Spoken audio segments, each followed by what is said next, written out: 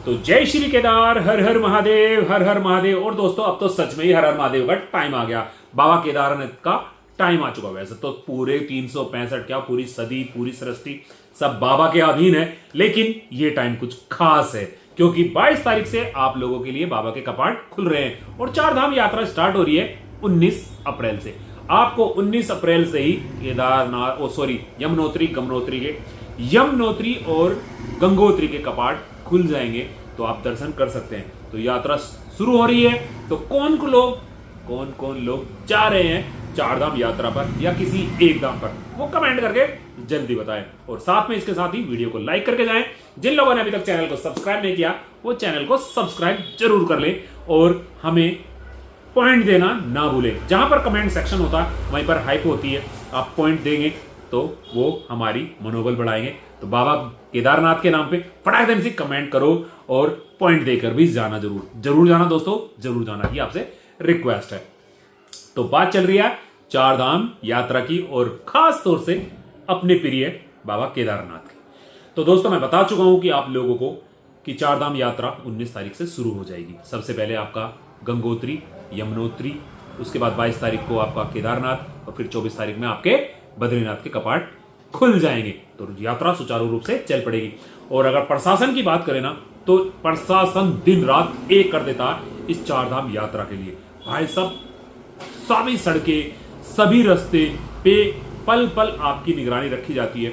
उनको सुचारू बनाने के लिए पूरी जबरदस्त 6 महीने तक ही प्रशासन लगा रहता है, ऊपर भी लगा रहता है। यात्रा बंद हो जाती है, सब कुछ बंद हो जाता है जब हैवी स्नो गिर जाती है, तब को तो मैं कहता नहीं, अदरवाइज ऊपर भी काम चलता रहता है। हाँ, आजकल 12 के 12 महीने ऊपर काम चलता रहता है। और 12 के 12 महीने से याद आया दोस्तों, वहां पर स्वामी विवेकानंद, ये सब जगह है, ये सब जगह आपका बद्रीनाथ में भी है, आपका केदारनाथ में भी, आपका ऋषिकेश देहरादून में भी है और बहुत सारे प्लेस पर स्वामी विवेकानंद चैरिटेबल हॉस्पिटल है। हाँ, इसलिए बोल रहा हूं कि 12 के 12 महीने वहां पर हमारे राहुल भैया और हमारे धनविंदर, सॉरी दोस्तों नाम हो गया, थोड़ा सा मैं कंफ्यूजन हो गया हूं, जहां माइनस कितना टेम्परेचर पहुंच जाता, 10, 15, 20, इतना इस तरह से वहां पर टेम्परेचर चला जाता, उसमें भी वो वहीं पर सेवा भाव में लगे रहते हैं। तो 12 के 12 महीने आपको वहीं मिलेंगे, तो आपका भाई भी वहां चलेगा और अगर हमसे कुछ सेवा भाव हो सकी तो हम भी वहां पर सेवा जरूर करेंगे। तो अपनी बात को आगे बढ़ाते हैं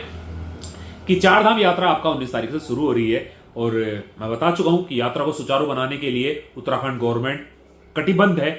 हर एक दर्शनार्थी के लिए जो दर्शन करने के लिए आ रहा, उसकी सेवा के लिए उत्तराखंड गवर्नमेंट लगी रहती है। तो अगर आप लोग जाना चाहते हैं, मैं आप छोटा सा बहुत जल्दी खत्म कर दूंगा, जाते उसमें इस वीडियो में वो चीज नहीं डालूंगा कि आप यात्रा कैसे करें, लेकिन अगर आप लोग जाना चाहते हैं तो सबसे पहले आप लोगों को चाहिए रजिस्ट्रेशन। आपका रजिस्ट्रेशन मस्ट होना चाहिए। अगर आप बाबा केदारनाथ, बाबा यमुनोत्री, गंगोत्री, बद्रीनाथ या आपका हेमकुंड, बात करूंगा हेमकुंड कभी की यात्रा पर जाना चाहते हैं, तो आपके लिए रजिस्ट्रेशन सबसे ज्यादा मस्ट है। तो क्या आप लोगों ने अपना रजिस्ट्रेशन करा लिया?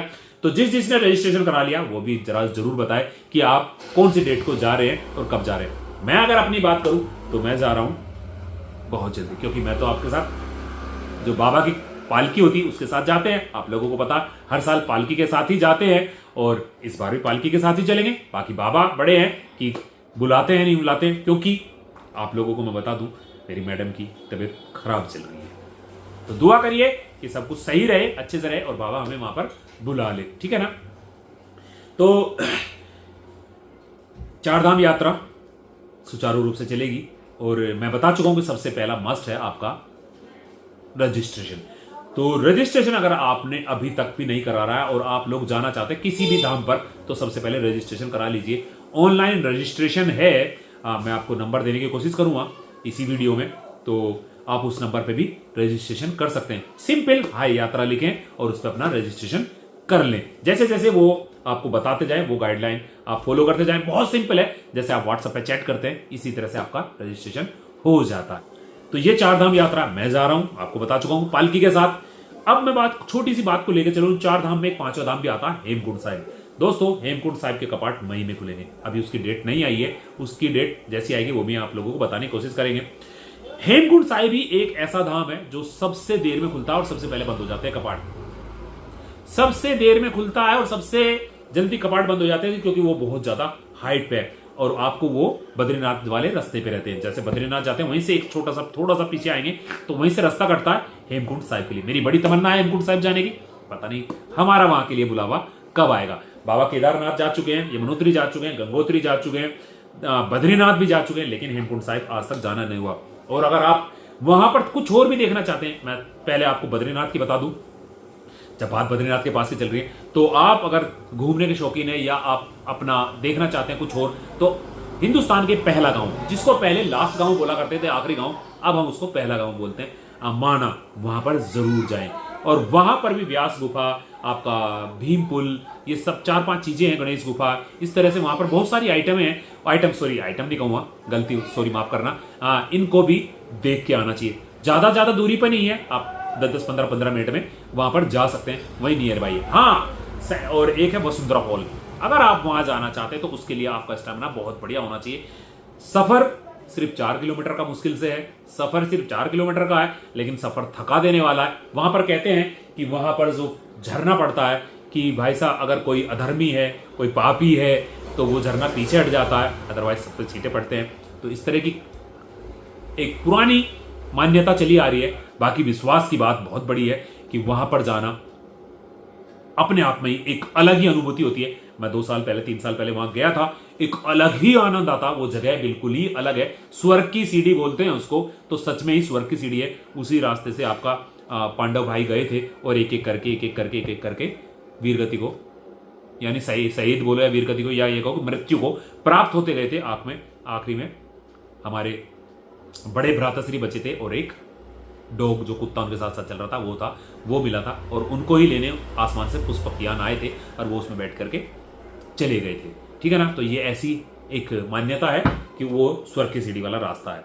देखो मैं एक चीज बता देता हूं दोस्तों, इतिहासकार नहीं हूं, मेरी नॉलेज बहुत छोटी सी होती है, मुझे घूमने का शौक जरूर है, लेकिन ज्यादा जानकारी नहीं होती है। तो मेरे शब्दों में अगर कुछ भी गलत निकल गया हो तो उसके लिए हाथ जोड़ के माफी मांगता हूं, क्योंकि ये आस्था का विषय है। इसमें मैं कहीं से भी ये नहीं चाहूंगा कि भाई मेरे मुंह से कुछ गलत निकल गया हो और मैं उसको बाद में कोई मुझसे कहे कि राकेश भाई ये आपने गलत बोल दिया, ऐसे बोल दिया, तो उसके लिए मैं पहले से पहले ही माफी मांग लेता हूं, क्योंकि मेरी थोड़ी सी नॉलेज कम है, इसलिए मैं कम से कम छोटे शब्दों में जानकारी देने की कोशिश करता हूं। जिस दिन पूरी हो जाएगी जानकारी, उस दिन बहुत अच्छे से एक पॉइंट पे, एक बिंदु पे बात करेंगे। ठीक है ना। तो जाने का आसान तरीका, अगर आप कहीं से भी आते हैं, सबकी कनेक्टिविटी हमारे हरिद्वार है। सब जगह से ट्रेन आती है, ऑल ओवर इंडिया से हमारे ट्रेन हरिद्वार आती है वाया दिल्ली। अगर डायरेक्ट नहीं पहुंच रही है तो वाया दिल्ली जरूर आती है, लेकिन पहुंचती हमारे हरिद्वार है। तो आप हरिद्वार से अगर ट्रेन से भी आ रहे हैं ना, चीप और सस्ता, चीप एंड बेस्ट जिसको बोलते हैं ना, तो वो सस्ता सफर है ट्रेन का, तो आप ट्रेन से आ सकते हैं। पूरी वीडियो मैंने डाल रखी है, मैं उसका लिंक भी डाल दूंगा इसमें कि कैसे कैसे।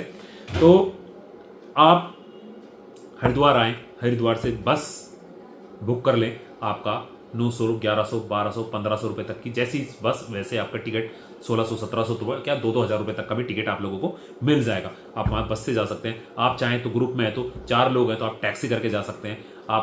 मैं सिर्फ एक धाम की बात बता रहा हूं, वैसे तो सब में ऐसे ही है, सिंपल ऐसे ही जाना सब में, लेकिन अगर हम केदारनाथ की बात करें तो आप इसी तरह से सोनप्रयाग तक आ सकते हैं।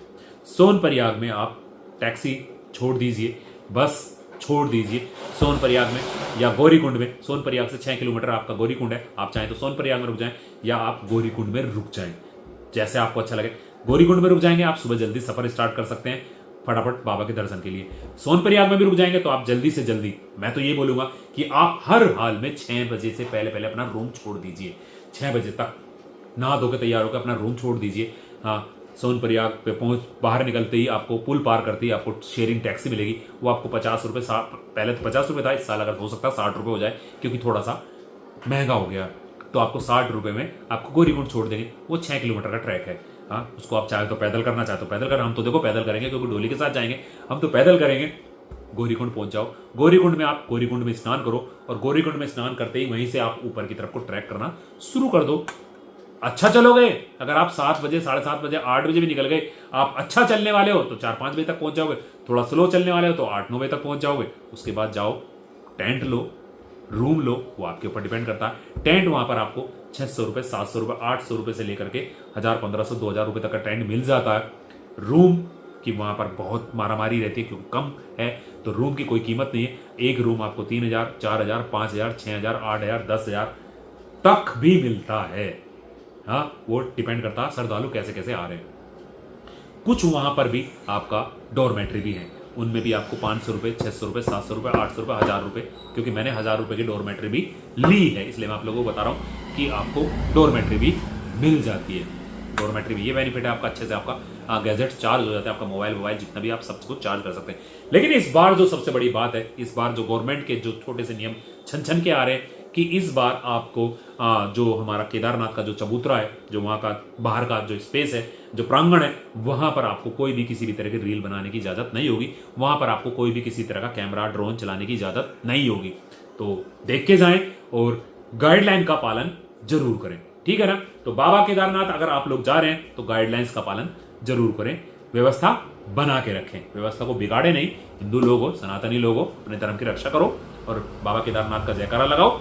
कोई भी बात हो आप मुझे मैसेज कर सकते हैं, ठीक है ना। तो फिर मिलेंगे एक छोटी सी जानकारी देते हुए, तब तक के लिए जय श्री केदार, हर हर महादेव, हर हर महादेव। तो कौन कौन आ रहा है बाबा केदारनाथ की डोली के साथ वो कमेंट करके जरूर बताएं। जय श्री केदार।